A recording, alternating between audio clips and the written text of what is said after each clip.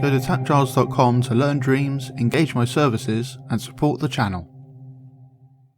So now we have a way of emitting one of these cubes wherever we want, and now we want to choose where we're going to emit it. And this is where the more complex logic comes in, and a bit of maths and stuff, but it's not too crazy, I promise. I'm going to use the imp to point into the world. Based on that, that will be where these blocks will be emitted. So I'll turn on the grid and then add a imp tracker. So this is like a special group. If I just demonstrate how it works. So it's a special group that follows the imp perfectly. So we can just put whatever we want in here. And I will put a laser scope. So if I use the grid and add a laser scope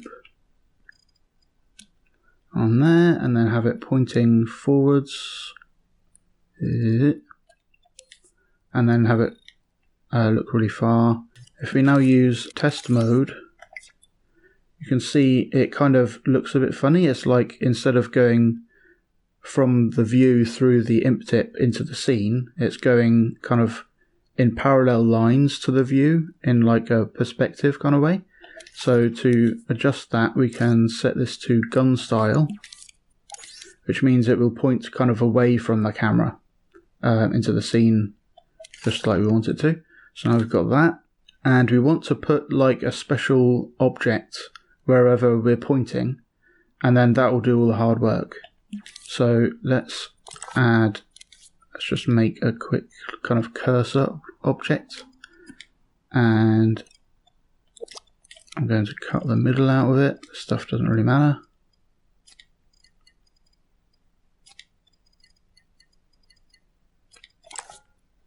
Cool. And we'll have a chip grouped up with it. Like that. Put that in the center. Great. So we want it to move this block to wherever we're pointing at with the laser scope. So I need to use a follower, and we'll have this chip. At the moment the chip is just sitting in a group, not affecting anything. But if we tweak it and apply to objects and link that wire to the group, now the whole group will be affected by the stuff in the chip. So when we follow to something, so like a tag, then it'll move the whole group with it. But we're not going to use a tag, we're going to wire into the target position. So we can send it an actual wire with position information as part of it, like hit position, and wire it straight in, and now that follower will move to wherever we point to, but really slowly. So let's adjust that. Let's turn up strength, damping, and put in a big number in here, and then it'll max it out. So now we can point at stuff. Okay, but it's kind of moving to those objects as well and colliding with them. So let's make it non-collidable. Cool, so we can point at anything and it goes there, but we kind of want to snap to like a grid instead of just on the ground. And I'll just turn that emitter off. So let's just, to make this tidy, let's add a node on the left side here. And a node just takes a wire and outputs the same signal. So that'll work exactly the same. It's still going to the place we point at. But we want to mess with the position first to kind of snap it to a grid. So let's... I actually have a tutorial on that on Patreon already. So you can check that out if you want to find out more. But I'll kind of blast through it in here for the minute. So we've got this, which is just going to hold the size of the grid, which we put to half a grid point, I guess. And then we divide the position by that, and then round it, and then multiply it by the grid size and wire that in again, and that will snap it to whatever grid size we set. So now it's just jumping to grid points, and they're kind of the size of a cube, so the middle of one grid point is a cube's width away from the next grid point.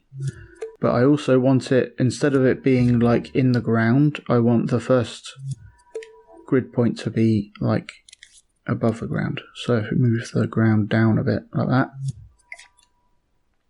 Now it's kind of sunk into the ground, but that's fine because we want to go to the grid point that we're pointing at. So like if we have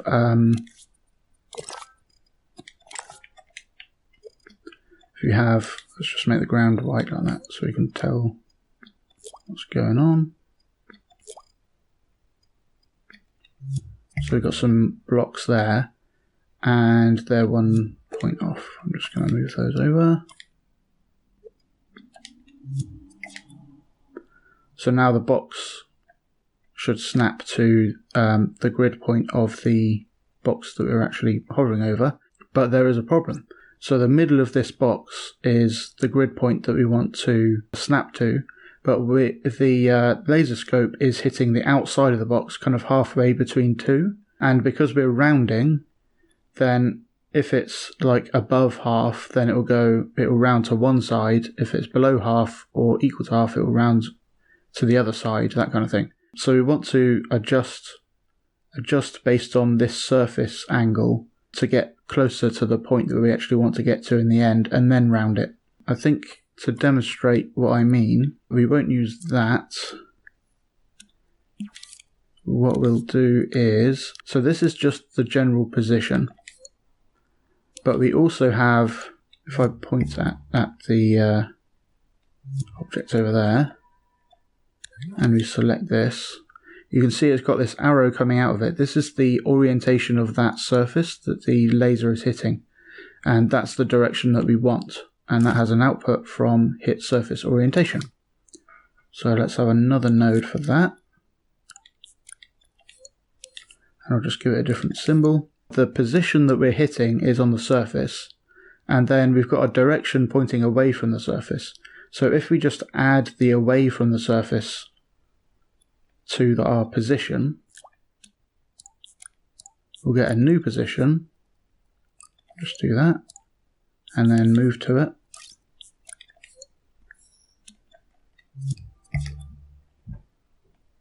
So now, like if I point at that, it's coming out in that direction away from the surface. And then we point at that, and now it's coming out from that surface instead.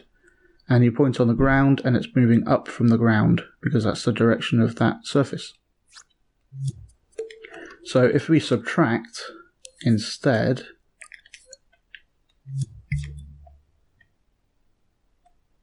where's it gone? Yeah, so it's moving from that surface in. And if we make that a smaller amount instead of the full amount, so I'll just multiply that by some small amount and then subtract it. So now this is the surface, and you can see it just is oriented the same way but just moved back a bit, and then over here it's moved to the right a bit. So we want that to be the size of like half a cube, which is a quarter for the scene space like sizes. So this is the size of one cube, the width of one cube, and we want half of that. So if I just make it simple and divide it by 2, okay, and then we multiply this by that kind of quarter step thing going on, and that's how much we want to subtract from the position. Yeah, and then we get a quarter there, and then we subtract that from the position. So subtract. So if we just wire that into there straight off, this still hasn't been snapped to the grid, but it's moving pretty close to it, just like in from the surface sort of thing. And now we snap it to the grid by by putting it in here and using that.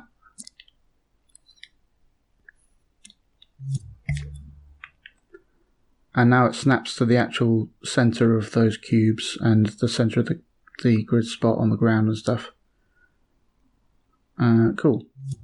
Nice. Now where do we want to emit stuff? So now we've got a way of getting a position inside the object, but we also want to get a position outside the object. So when we're pointing at this side, we'll get that position and then move out like that so that we get this position. And that's where we want to emit a block if we choose to emit a block.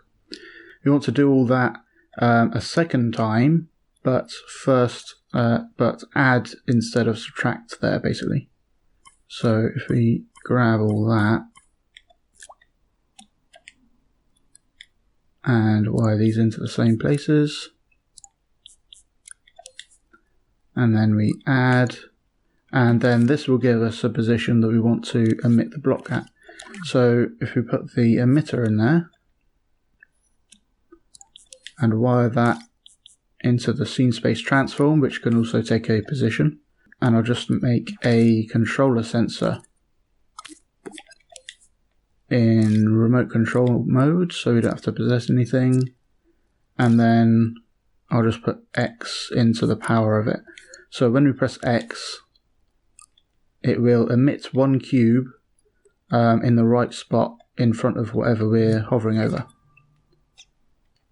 Okay, so if I press X there, it's put it on top, and then there it's put it on top, there it's going to put it on front, left and right, and below and stuff, and it all just works fine. And now you only see the cube that you placed. So lastly, just to be able to change which cube you want to emit, let's have a selector, and I'm going to use left and right on the D-pad. So left will go to the previous and right will go to the next, and that will just go through these three because we've only got three at the minute, and then kind of loop around when you get to the end. So if I play time, and I'm going to hold L1 to test this and then use right and left, it goes to the next and previous ones, and when it's at the end it will loop around when I go next again, and when I go previous again it will loop around again, that kind of thing. And I'll just this sends out an active port number, and it starts at 0 and goes 1, 2, 3 and so on. So we'll actually have to, we need a number between 1 and 16. So I'll just add 1, add 1, and wire that into this instead. And I'll just have a number displayer so we can see what we're dealing with. Oh, from the wrong thing. Wire that in there. Cool, so that's going to be the green one, and then we press right, then we're doing the blue one, right again, and we get the purple one. So this is in my more complex scene, but just ignore that stuff. So this is the object that we're emitting, and to be able to press triangle to destroy a block, I'm going to add a destroyer onto the group, and so this will still stay because it's not being messed with by this destroyer, and it will apply to the group. But then we want this to apply only when we tell it to. So if we go in here and give the group a object label, then it will send a signal from here when it gets detected by a zone. So if we have a zone that looks for labels, and it doesn't matter if it's visible or whatever, and then just looks for the object label, then it will detect those blocks. So now we put that into our logic over here, and we only want that to work when we press triangle. So let's put it on remote controllable again, and triangle, and I'll put it through a signal manipulator to turn it into a pulse.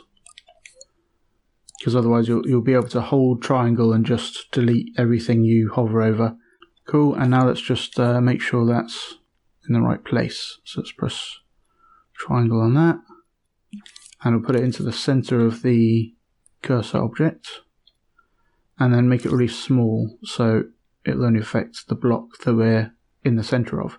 And that's why we want to put the cursor in the center of the block we're hovering over, so that we can just turn this trigger zone on and it'll work. So we want that destroyer to happen when this actually sends a signal, so we'll wire that into the destroyer.